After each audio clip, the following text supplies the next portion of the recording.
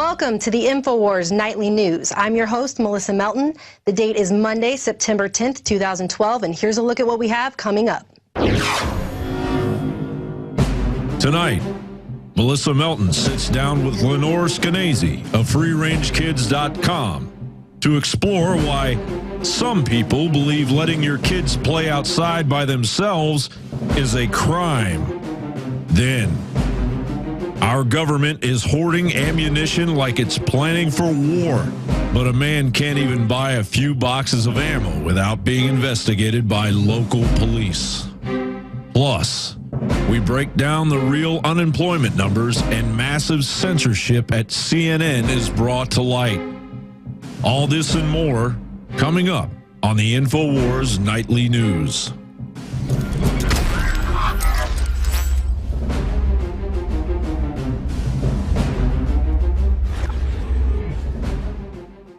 Our first story tonight, a man is being investigated by police for buying a couple of boxes of ammunition at his local gun shop.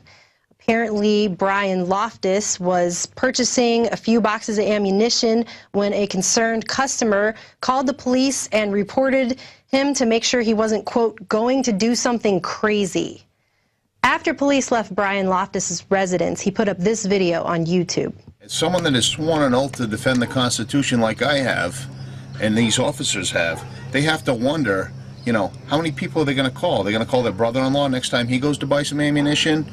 Or their brother or sister or son? I mean, where does it end?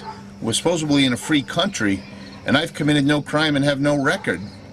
And, you know, I shoot that amount of ammunition on a good weekend at the range, so why are they calling me to make sure that I'm not going to do something crazy?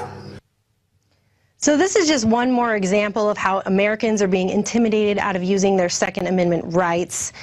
You can't even go into a gun store and buy a few boxes of ammunition without somebody tattling on you to the police that you might do something crazy. However, your government can buy billions of bullets, spend your money to do it, black out the information on the purchase orders, and then never even tell you why. So you're not supposed to suspect your government when it buys billions of bullets. That's not a terrorist act. You're supposed to suspect the guy down the street when he buys a couple of boxes for shooting off at a firing range. And this just goes to show you how they're trying to perpetuate this idea that we're all terrorists, every single one of us. And that actually goes into our next story.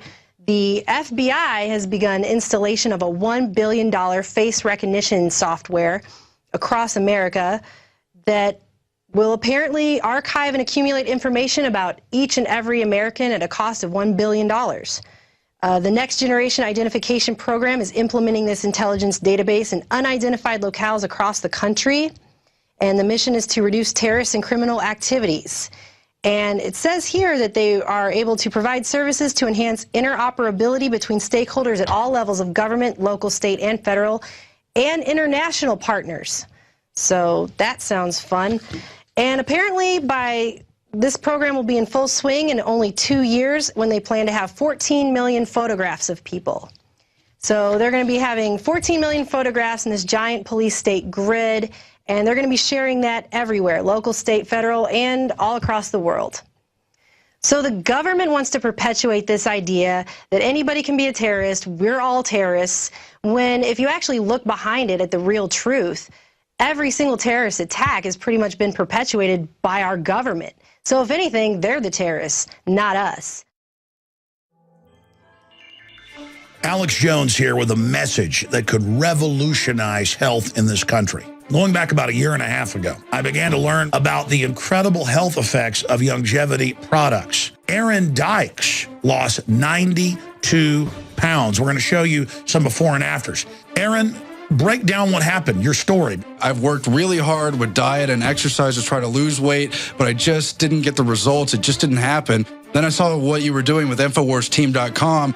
I wasn't even trying to lose weight, but I got it because I wanted to feel better energy. I wanted that nutrition. Didn't even understand how that could kickstart my own weight loss goals, but the products did that for me. I found myself suddenly losing weight, more energetic, wanting to exercise, wanting to eat the right foods. And they don't even advertise it as weight loss. I want to challenge our radio listeners to go to InfoWarsTeam.com, sign up as a distributor, and get wholesale pricing discounts at InfoWarsTeam.com.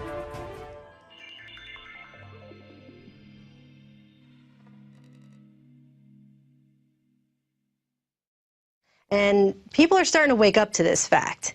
And that actually takes us into our next story here. President of Italy's Supreme Court to refer 9/11 crimes to International Criminal Court. Ferdinando Impassimato is the honorary president of the Supreme Court of Italy, but he's also a member of Lawyers for 9/11 Truth. And he has now stated publicly that he believes that 9/11 is a false flag terror attack, and he's announced officially that he's going to recommend it to the International Criminal Court to hold a criminal trial on 9/11. And he states in here that former head of Italian counterintelligence, former Italian prime ministers, and Italian judges have all admitted that terrorist attacks in Italy and other European countries in the 50s were carried out with NATO and the help of the Pentagon and CIA. And he believes that 9/11 was, again, one of those attacks. And so he's going to go ahead and turn that in. And I think that's a good on all of us. Everybody who said 9/11 was an inside job, all of us who have been pioneering for truth on this, who didn't take the official story at its word, who knew there was something more to it, who knew that Building 7 didn't just blow itself up. This is a victory right here. He's going to take this to International Criminal Court, and I hope we get at least some semblance of justice. Judge Impassimato is just the latest in a string of high-profile people in high government positions to come forward and openly admit on record that they believe that 9/11 was an inside job. And you know, with the anniversary of 9/11 coming up tomorrow, the mainstream media is just going to continue to sell you this idea, as they have for the last 10 years, that there's terrorists hiding under every rock, that we all need to live in fear constantly every day, that the TSA needs to grope our children at the airport, and that we can't leave our house without being afraid that another terrorist might attack us, even though we know on record that our government funds Al-Qaeda. And basically the bottom line is this was a false flag attack. It was orchestrated by our government, the whole entire war on terror, just to strip us of our rights and freedoms so they can preemptively attack other countries for empire building. Visit Infowars.com and PrisonPlanet.com. When you're on the site, you can also tune in 24 hours a day to my daily radio broadcast. There's also a free iPhone app to listen to the syndicated radio show when and where you want.